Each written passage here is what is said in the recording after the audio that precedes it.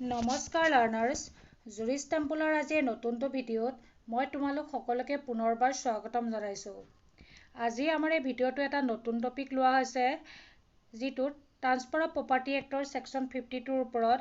য'ত মেনশ্যন আছে doctrine of lis পেণ্ডেন্স। তো ৰিচেণ্টলি সুপ্ৰিম কোৰ্টে ডক্ট্ৰিনটোৰ ওপৰত এটা জাজমেণ্ট ডেলিভাৰ কৰিছে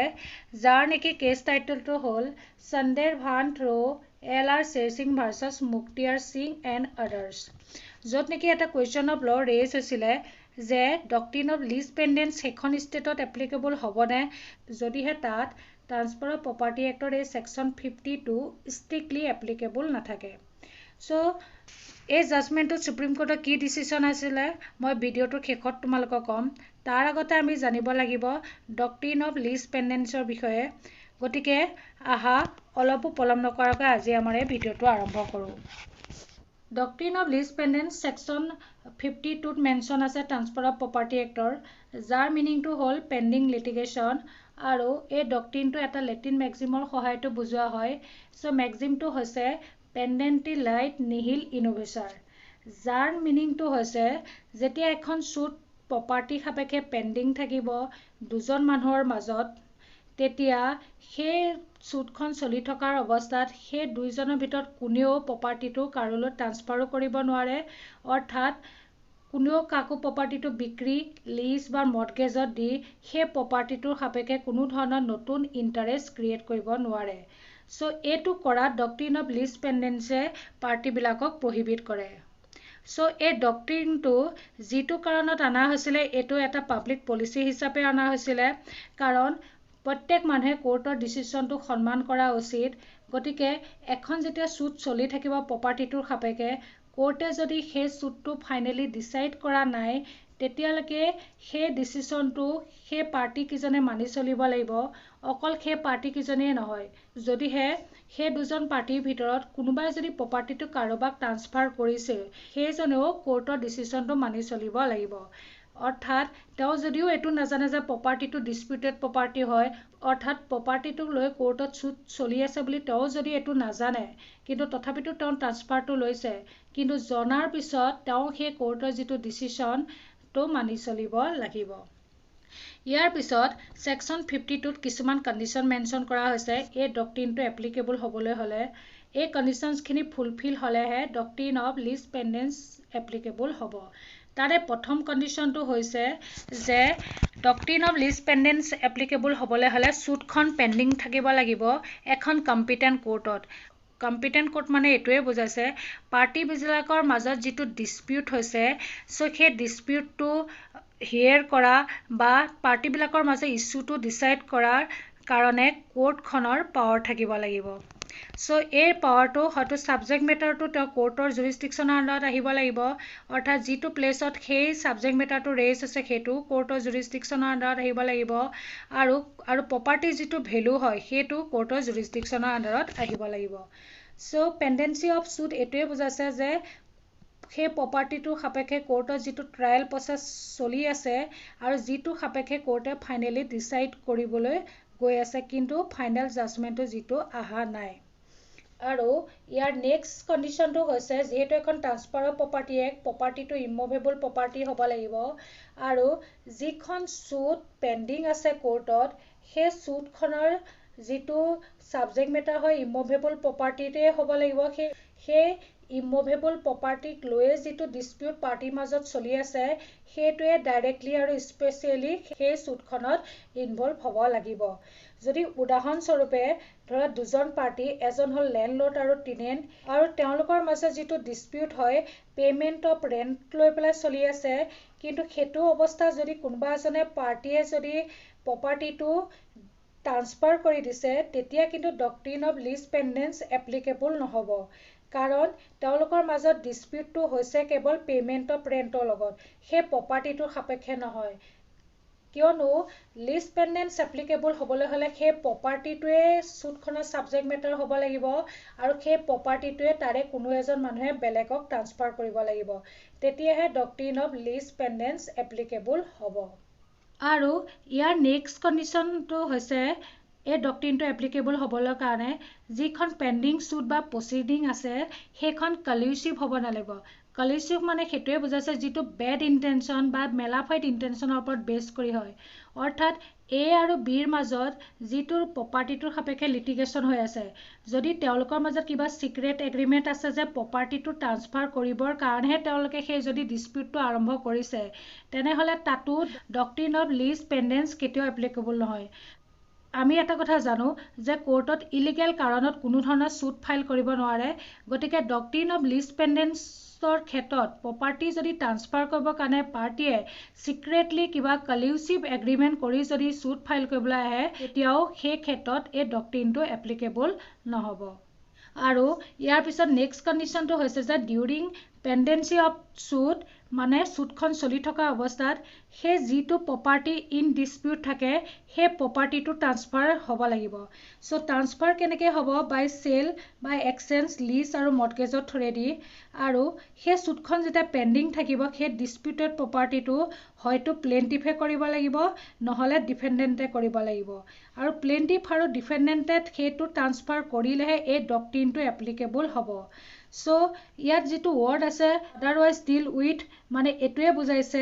যে ট্ৰান্সফাৰ অফ প্ৰপাৰ্টি এক্টৰ আমি জানো ছেকশ্যন 5ত যিটো ডেফিনেশ্যন অফ ট্ৰান্সফাৰ দিয়া গৈছে,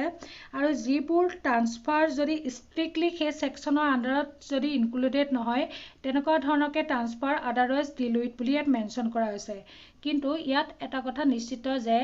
যিকেইজন পাৰ্টিয়ে সেই প্ৰপাৰ্টিটো ট্ৰান্সফাৰ কৰিব,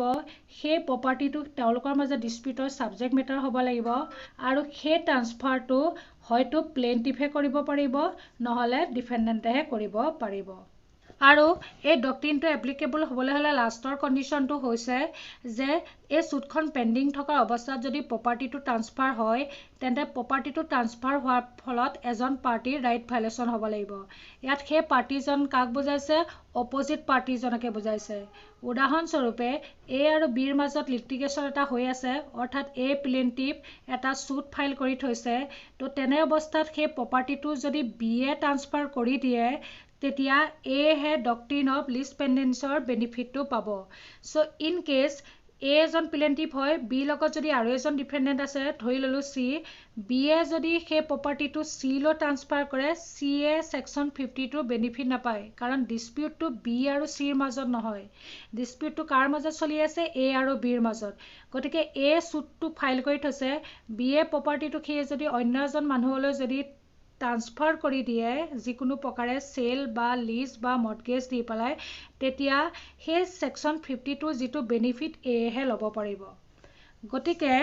এইকেইটা হ'ল কণ্ডিশ্যন, যিটো নেকি এই কণ্ডিশ্যনকেইটা ফুলফিল হ'লেহে ডক্ট্ৰিন অফ লিজ পেণ্ডেন্স এপ্লিকেবল হ'ব, আৰু যালৈ সেই ছুটটো চলি থকাত যদি প্ৰপাৰ্টিটো ট্ৰান্সফাৰ হয়, অৰ্থাৎ সেই ট্ৰান্সফাৰীজনে কোৰ্টৰ ডিচিশ্যনৰ দ্বাৰা বাইণ্ডিং হ'ব লাগিব। যদি ইন কেছ সেই ডিচিশ্যনটো ট্ৰান্সফাৰৰ ফেভাৰত আহিছে, অৰ্থাৎ যোনে ট্ৰান্সফাৰ কৰিছিল, তেতিয়া ট্ৰান্সফাৰীজনে সেই প্ৰপাৰ্টিটোৰ সাপেক্ষে এটা ৰাইট পাব, আৰু ডিচিশ্যনটো যদি ট্ৰান্সফাৰৰ এগেইনষ্টত গৈছে, মানে যিয়ে প্ৰপাৰ্টিটো ট্ৰান্সফাৰ কৰিছিলে তেওঁৰ এগেইনষ্টত যদি গৈছে, গতিকে যাক তেওঁ ট্ৰান্সফাৰ কৰিছিলে তেওঁ সেই প্ৰপাৰ্টিটোৰ সাপেক্ষে কোনো ধৰণৰ ৰাইট নাপাব। গতিকে ইয়াৰ দ্বাৰা ইয়াকে বুজোৱা হৈছে যে এজন ট্ৰান্সফাৰৰ যদি লিগেল ৰাইট থাকে প্ৰপাৰ্টিৰ সাপেক্ষে, গতিকে তেওঁ সেই প্ৰপাৰ্টিটোত যাক ট্ৰান্সফাৰ কৰিব, তেতিয়াহে সেই ট্ৰান্সফাৰীজনেও সেই প্ৰপাৰ্টিটোৰ সাপেক্ষে লিগেল ৰাইট পাব। আৰু যদি ট্ৰান্সফাৰৰজনে কোনো ধৰণৰ লিগেল ৰাইট নাথাকে, তেতিয়াহ'লে তেনে ক্ষেত্ৰত ডক্ট্ৰিন অফ লিজ পেণ্ডেন্সো কোনো ধৰণে এপ্লিকেবল নহয়। আমি জানো এটা প্ৰপাৰ্টি ট্ৰান্সফাৰ দুই ধৰণে হ'ব পাৰে, এইটো হৈছে বাই এক অফ দ্য পাৰ্টিজ আৰু বাই অপাৰেশ্যন অফ ল'। চ' যিবিলাক বাই এক অফ দ্য পাৰ্টিজ হয়, সেইবিলাক ট্ৰান্সফাৰ অফ প্ৰপাৰ্টি এক্টৰ আণ্ডাৰত গভৰ্ণ কৰা হয়, আৰু সেইবিলাক হৈছে ভলিউণ্টাৰী ট্ৰান্সফাৰ্ছ। আৰু যিবিলাক বাই অপাৰেশ্যন অফ ল' হয়, যেনে উইল, এনেকুৱা ধৰণৰ ট্ৰান্সফাৰবিলাকক ইনভলিউণ্টাৰী ট্ৰান্সফাৰ বুলি কোৱা হয়। কিন্তু এই ছেকশ্যন 52ৰ বিশেষত্ব এইটোৱে যে যদিও ছেকশ্যন 52 ইমুভেবল প্ৰপাৰ্টি এক্টৰ আণ্ডাৰত হয়, তথাপিও ই দুই ধৰণৰ ট্ৰান্সফাৰতে এপ্লিকেবল হয়। আৰু এটা কথা এক্সেপশ্যন আছে,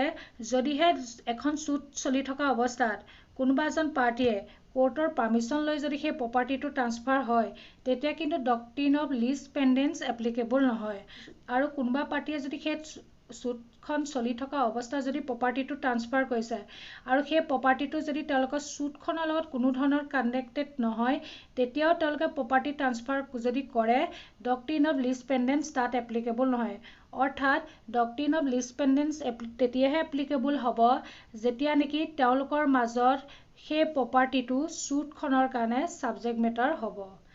এতিয়া আমি এই সুপ্ৰিম কোৰ্টৰ ৰিচেণ্ট জাজমেণ্টৰ বিষয়ে ডিছকাছ কৰিম তাত কি হৈছিলে এপিলেণ্ট আৰু ৰেছপণ্ডেণ্টৰ মাজত এটা এগ্ৰিমেণ্ট হৈছিলে এটা প্ৰপাৰ্টিটো বিক্ৰী কৰিব বুলি তেনে অৱস্থাত এগ্ৰিমেণ্ট চলি থকা অৱস্থাতে ৰেছপণ্ডেণ্টে কি কৰিলে প্ৰপাৰ্টিটো বেলেগক নামত ট্ৰান্সফাৰ কৰিবলৈ বিচাৰিছিলে আৰু সেইকাৰণে প্ৰথমতে এপিলেণ্টে ট্ৰায়েল কোৰ্টৰ জৰিয়তে তেওঁৰ সেই প্ৰপাৰ্টিটো যাতে ৰেছপণ্ডেণ্টে বিক্ৰী কৰিব নোৱাৰে তাৰ কাৰণে ইনজাংচন পাছ কৰাইছিলে এপিলেণ্টে কোৰ্টৰ পৰা সেই ইনজাংচন অৰ্ডাৰ পাছ কৰাৰ পিছতো সেই ৰেছপণ্ডেণ্টজনে সেই প্ৰপাৰ্টিটো সেই বেলেগৰ নামতে ট্ৰান্সফাৰ কৰি দিছিলে আৰু সেই সময়ত যিজন ৰেছপণ্ডেণ্ট আছিলে তেওঁ এইটো ক্লেইম কৰিছিলে যে ছেকশ্যন 52ৰ ট্ৰান্সফাৰ অফ প্ৰপাৰ্টি এক্টৰ যিটো ডক্ট্ৰিন অফ লিজ পেণ্ডেন্স সেইটো পাঞ্জাৱত এপ্লিকেবল নহয় আৰু ট্ৰান্সফাৰ অফ প্ৰপাৰ্টি এক্টৰ যিটো ছেকশ্যন 1 মেনশ্যন কৰি কৈছিলে যে যিটো ডক্ট্ৰিন অফ লিজ পেণ্ডেন্স সেইখন ইণ্ডিয়াৰ চবতে এপ্লিকেবল হয় কিন্তু কিছুমান ষ্টেট যেনে পাঞ্জাৱ দিল্লী আৰু বম্বে এইবিলাকৰ ক্ষেত্ৰত এপ্লিকেবল নাথাকে কিন্তু সুপ্ৰিম কোৰ্টত এইটো এপিল কৰাৰ পিছত এইটো ডিচাইড কৰি দিলে যে যদিও section 52 transfer of property act কোনোবা ষ্টেটত যদিও এপ্লিকেবল নহয় কিন্তু সেইটো যিটো ডক্ট্ৰিন অফ লিজ পেণ্ডেন্স আছে তাৰ কিন্তু এপ্লিকেবিলিটিটো থাকিব আৰু এইটো তেওঁলোকে যদিও ষ্টেটত তেনেকুৱা ধৰণৰ কোনো ধৰণৰ মেণ্ডেটৰী প্ৰভিজন নাই তেওঁলোকে এইটো জাষ্টিচ ইকুইটি আৰু গুড কনচেন্সৰ ভিত্তিতে তেওঁলোকে এই জাজমেণ্টটো পাছ কৰিছিলে অৰ্থাৎ ছেকশ্যন 52 কোনোবা ষ্টেটত পাৰ্টিকুলাৰ ষ্টেটত যদিও এপ্লিকেবল নহয় নোহোৱা জেগাটো কিন্তু এই ডক্ট্ৰিন অফ লিজ পেণ্ডেন্স এপ্লিকেবল হ'ব আৰু সুপ্ৰিম কোৰ্টৰ এইটো জাজমেণ্ট ডেলিভাৰ কৰিছিলে সেইখন বেঞ্চৰ পৰা